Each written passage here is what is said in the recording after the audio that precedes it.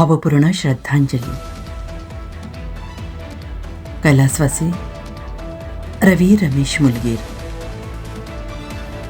रसायली phase सांसन्स Hyderabad वायू गळतीच्या दुर्घटनेत रवी रमेश मुलगीर यांचं दुःखद निधन झालं आहे. अंतिम विधी 20 ऑगस्ट 2026 गुरुवारी सकाळी 8 वाजता त्यांच्या मूळ गावी शेळगाव येथे होईल.